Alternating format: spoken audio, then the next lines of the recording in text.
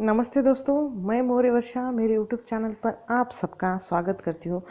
आज हम बहुत दिनों के बाद मिल रहे हैं। हमारा जो यात्रा वृत्तांत है अरे यायावर रहेगा याद, जिसके लेखक है अज्ञेय जी। अज्ञेय जी का यात्रा वृत्तांत जो 8 भागों में विभाजित है, उन 8 भागों में से 5 भागों को हमने देख लिया था। अब जो 3 भाग शेष है, उन 3 भागों को हम एक एक वीडियो के माध्यम से देखेंगे। तो चलिए, परशुराम से तरखुम ये यात्रा अनुभव लेखक का किस तरह रहता है, इसको हम देखेंगे। परशुराम से तरखुम एक टायर की राम कहानी है। इस यात्रा वृत्तांत में लेखक ने एक चक्र यानी टायर की कहानी जो उनकी यात्रा के समय घटित होती है, इसके बारे में बताया है।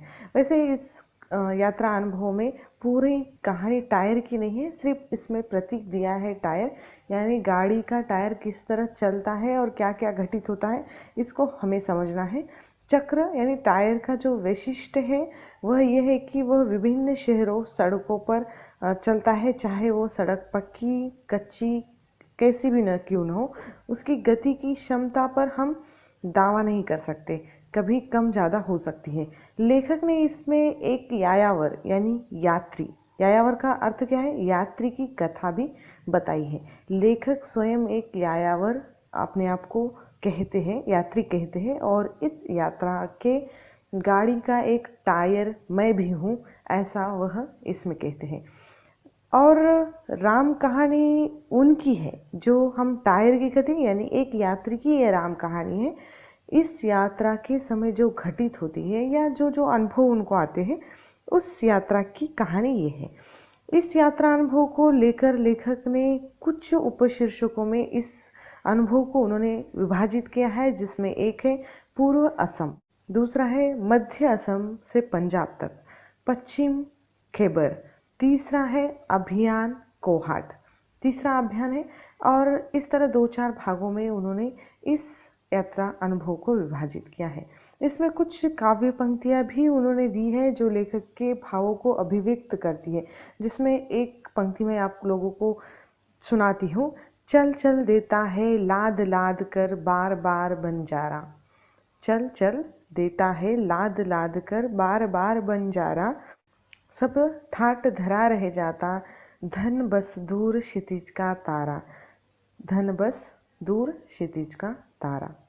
यायावर को भटकते 40 वर्ष हो चुके हैं, किंतु घूमने की जो लालसा है वह नहीं गई, और न ही इस बीच में कुछ ऐसे या उनके पाँव थके हैं, न जाने कितने स्थलों को वो घूम चुके हैं, यानी लेखक भी घूम चुके, एक यात्री घूम चुके हैं।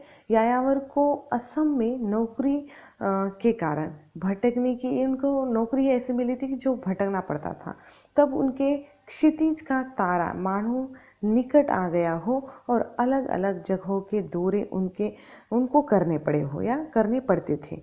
इस असम की यात्रा के समय उनको एक ट्रक मिला था जिसकी हालत अच्छी नहीं थी। बुरी हालत में मिला उस ट्रक को लेकर ये अपनी यात्रा करते हैं।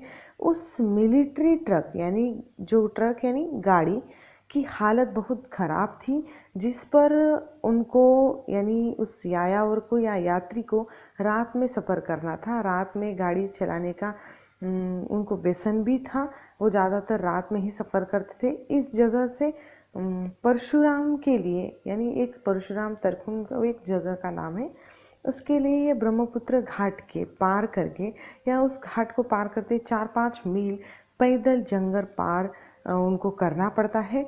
और सदिया, सदिया एक स्थान का नाम है। सदिया यह एक स्थान है जहाँ से 3-4 मील जाकर ही ब्रह्मपुत्र की एक उपनदी पार करनी पड़ती है। तो अब जो कुंडिल कहलाती है, इसका नाम ही है, जिस घाटी का या ब्रह्मपुत्र की एक छोटी सी नदी हम कह सकते हैं, उपनदी, जिसका नाम कुंडिल है, और नदी किनारे कुंडिनपुर की राजधानी थी ऐसा कहा जाता है। और यहीं से रुक्मिणी को लेने कृष्ण आए थे, ऐसा वहाँ के लोग कहते हैं। अर्थात यहाँ प्राचीन खंडहरों लोक संस्कृति को देखा जा सकता है। नदी, जंगलों, प्राणियों का वर्णन इसमें बारीकी से लेखक ने किया है। आगे 12 मील जाकर होलोगांव एक नाम है गांव का नाम होलो गांव का छोटा पड़ाव था, जहां अमेरिकी सैनिकों ने शायद रेडियो चौकी बना रखी थी, ऐसा लेके थी। पॉलिटिकल एजेंट भी वहाँ दिखाई देते हैं और पॉलिटिकल एजेंट यह यहाँ की सभी जानकारी उनको देते भी हैं। यहाँ से बड़ी सतर्कता से वह अपना ट्रक या अपनी गाड़ी चलाते हुए यायावर यानी वह यात्री आगे बढ़ते हैं। यायावर के साथ उनसे छोटे जीत बहादुर लाल और कुंदन सिंह भी थे। जंगल पार करके पेड़ों के तले यानी ज़्यादा घने जंगल है, उस घने जंगल के बीच कुछ पेड़ों के नीचे, तल के नीचे वह थोड़ा विश्राम करते हैं। उस जंगल का वर्णन भी लेखक ने यहाँ किया है। घने पेड़ है, घास का प्रदेश है, घास भरा प्रदेश है। आदि का ब्रह्मपुत्र की धारा का एक ट्रक या एक वहाँ का कुंड का भी वर्णन करते हैं। अब इसमें हम देख सकते हैं लेखक पीछे मुड़कर महान स्थित हिमालय का वर्णन करना भी नहीं भूलते, उनका दर्शन भी करना चाहते हैं, जिसके आश्रय में उन्होंने आधी यात्रा हंसते हंसते पार कर दी थी, उछलते कूदते पार कर ली थी और रास्ते में आई हर धारा, मंदिर या लकड़ियों की कई कोठरियाँ उन्होंने देखी थी। इसका दृश्य भी वह इस अनुभव में हमें दिखाते हैं। यात्रावर यहाँ पर कह सकते हैं कि इस यात्रा में जिस तरह यात्री हमें वर्णन कराता है, वैसे ही कभी परशुराम से या परशुराम ने यह दृश्य देखे होंगे। इसका वर्णन लेखक कहते हैं कि परशुराम की कथा भी वे बताते हैं, जो हमें सबको पता है। अपने पिता के आज्ञा से माता का वध करके फिर वह मन में ग्लानि उत्पन्न उनके होती है और उस कुंड में, जहाँ उन्होंने जिस स्थान पर यह कुंड दिखा है, यायावर देखते हैं और वहाँ उस कुंड में स्नान भी करते हैं। अपने वस्त्र वही छोड़ देते हैं। ऐसी परंपरा है कि वहाँ पर आकर कोई भी अगर नहाता है तो वह अपने वस्त्र जो नहाते समय थे या स्नान करते समय जो वस्त्र उनके शरीर पर थे वह वही छोड़ देते हैं। यह एक प्रथा है जिससे अपने जो पाप वहाँ छोड़ दे, ऐसा वहाँ लोग कहते हैं। ऐसा एक कथा है उसके पीछे। फिर आगे की यात्रा के लिए निकलते हैं। अंधेरे में गाड़ी चलानी उनको पड़ती है, कुछ रास्ते उन्हें खोजने पड़ते हैं और जो वन है उनको पार करते हुए अपना रास्ता आगे तय करते हैं। एक पक्की सड़क पर रुककर चाय पीते हैं और पुनः अपनी यात्रा को निकलते हैं। जैसे वह आगे की यात्रा के लिए निकलते हैं तो उनके समझ में आता है कि गाड़ी का टायर पंक्चर हो गया। फिर वही गाड़ी वह रुकवाते हैं और टायर बदलने के लिए वह अंधकार में यानी उस अंधेरे में कोशिश करते हैं, अपने औजारों को ढूंढना शुरू करते हैं। जैक को वह निकालते हैं, फिर नीचे रख दिया जाता है। फिर उस जाग के सहारे ये उस ज़मीन यानी ज़मीन भी बहुत बारिश के कारण गीली हो जाती है, तो उनको कुछ पत्थर ढूंढने पड़ जाते हैं और उस टायर को या उस नए टायर को वो बिठाने की कोशिश कर रहे हैं। और इसका वर्णन भी इसमें आया है और उस बिठाते समय टायर को जो पत्थर जमा कर रहा था यात्री, उस यात्री का या उस कुंदन शेर ऐसा नाम दिया है, उसको सांप ने काट लिया था। यायावर अब गाड़ी में से अपनी पेटी खोल लेता है, माचिस, मोमबत्ती, दवा बक्स निकालता है। कुंदन जी के पैर को देखा तो जीन्स उसने पहन रखी थी, जीन्स के ऊपर से काट लिया था, इसीलिए ज़्यादा दांत सांप के नहीं लगे थे और थोड़ा सा निशान लगा था। चाकू ने उस निशान को उन्होंने खोलकर उसमें दवा भर दी गई और फिर उस टायर को बिठाकर आगे के लिए निकलते हैं। दिन भर की ये जो थकान है, वहाँ का जो दृश्य है, उनको किस किस तरह की समस्याओं का सामना करना पड़ता है, इसका वर्णन उन्होंने किया है। सदिया प्रदेश का इतिहास जो महाभारत कालीन राजा भीष्म से जुड़ा हुआ है, उस भीष्म की कथा भी ये इसमें बताते हैं। वर्तमान में देवरिया एक स्थान का नाम है, जो सूटिया जाति के लोगों का उल्लेख इसमें मिलता है, जो संभवतः क्षेत्रीय से बना हुआ है, ऐसा लेखक को लगता है। उनकी भाषा हिंदी संस्कृत शब्द से मिली हुई है। वहाँ की ये उच्च जाति है।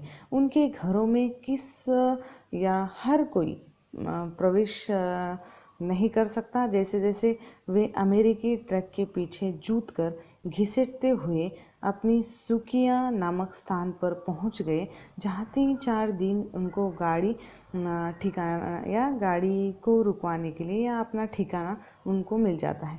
आगे की यात्रा मध्य असम से पंजाब की है। यायावर 4-5 गाड़ियाँ लेकर असम से पंजाब आए, जिसमें घाटियाँ, पहाड़ों, पर्वत, गुफाएं हैं, जिसका ऐतिहासिक वर्णन भी लेखक ने इसमें किया है।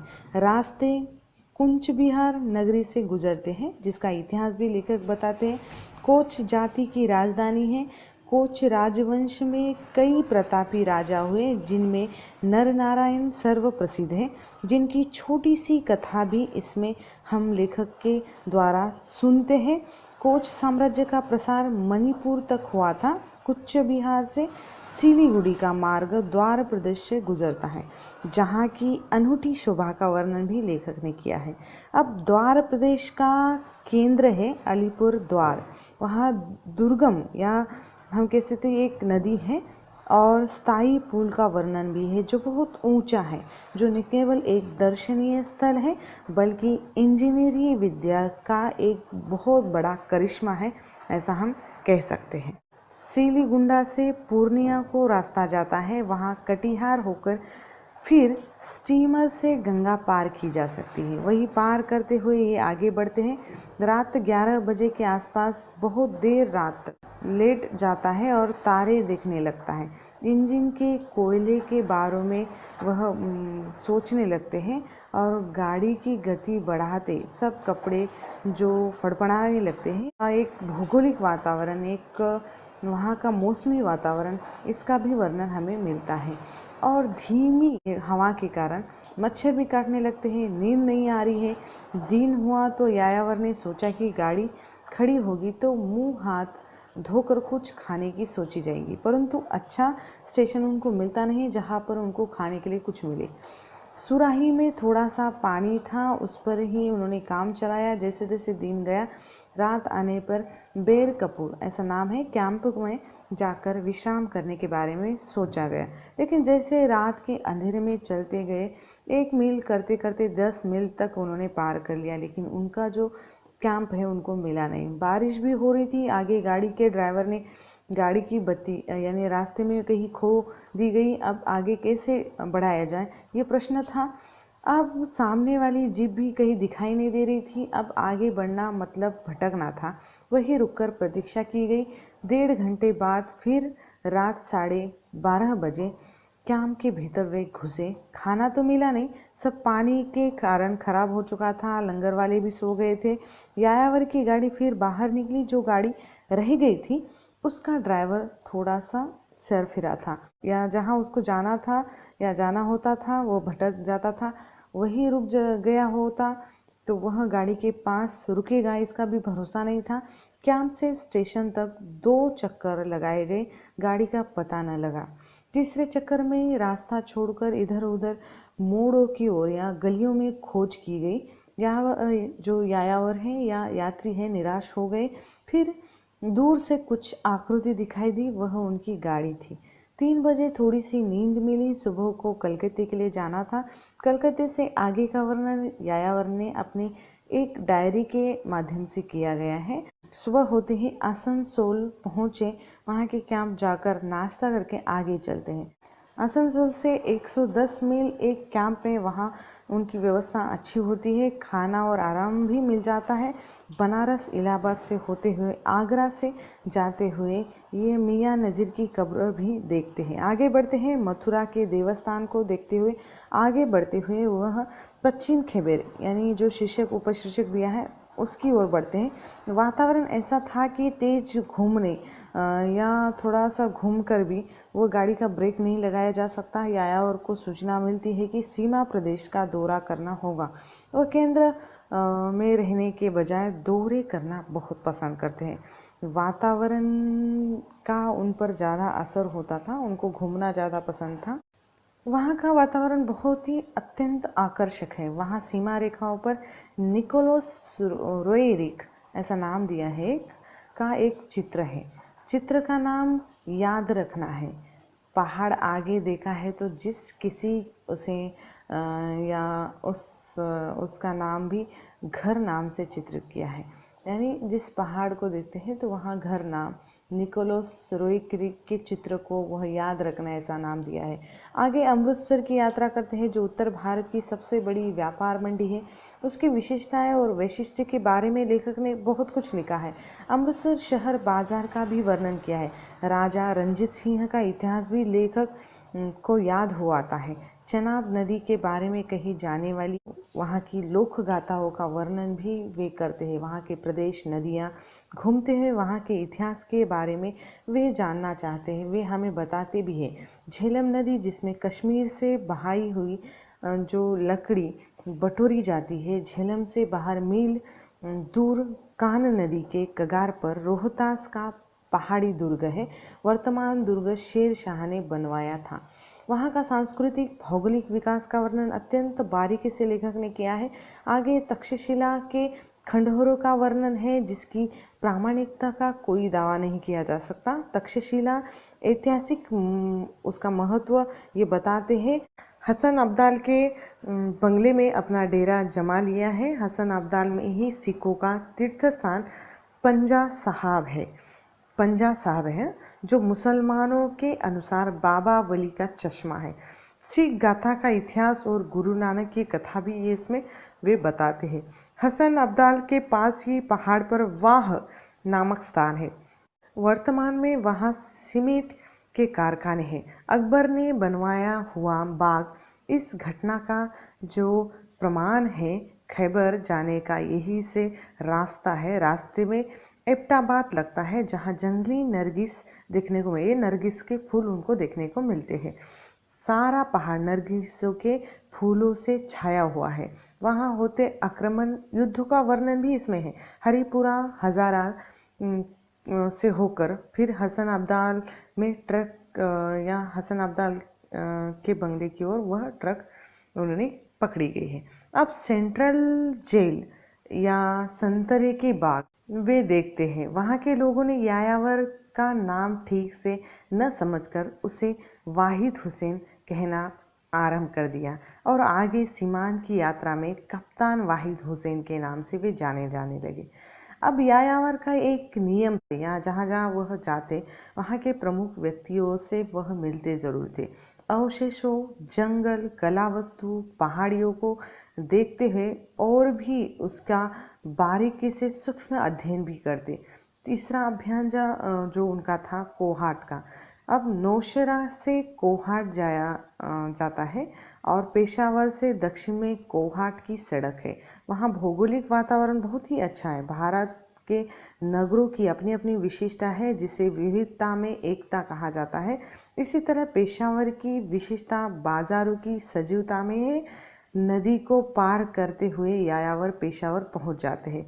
वहाँ का स्थान, वहाँ का भोजन जो मिलकर उनकी ये समस्या या भोजन और स्थान की समस्या वह थोड़ी छूट जाती है और आगे की भोजन और स्थान की समस्याएं उनके सामने वह उठ खड़ी होती है। फिर होटल में वह एक चाय पीते हैं। रात काफ़ी हो गई थी सो खाना उनको मिलता नहीं है और मिल ही नहीं सकता। फिर एक पठान को खाते देखकर उसका उन्होंने इसमें वर्णन भी किया है और खाने की समस्या हल हो जाती है। पेशावर 3 स्पष्ट भागों में बटा है। एक भाग है शहर का, एक सिविल बस्ती का, तीसरा है फौजी बस्ती का। छावनी का जो दोनों सिरों पर भारतीय सैन्य रहता है, यानी पेशावर के दोनों सिरों पर भारतीय सैन्य हमें दिखाई देता है। वहाँ जूतों का व्यापार करने वाले नूर मोहम्मद से मिले और चप्पलों के बाजार की सैर भी उन्होंने की। वहाँ चप्पलों के साथ रेशमी लुंगियाँ, कुले, कपड़े और कपड़े पर मोम का काम जो होता है उसको भी वह देखते हैं। वहाँ का ये मुख्य व्यवसाय है। उसकी जो जो खासियत है वहाँ किस्सा बाजार नाम से प्रसिद्ध है और किस्सा बाजार का भी वर्णन ये इसमें करते हैं। यायावर के साथ ऐतोन चित्रकार कंवल कृष्ण और उनकी पत्नी देवयानी भी साथ थी। यानी यात्रियों में यायावर के साथ यानी इन यात्रियों में जो एक चित्रकार कंवल कृष्ण और उनकी पत्नी देवयानी भी साथ थी।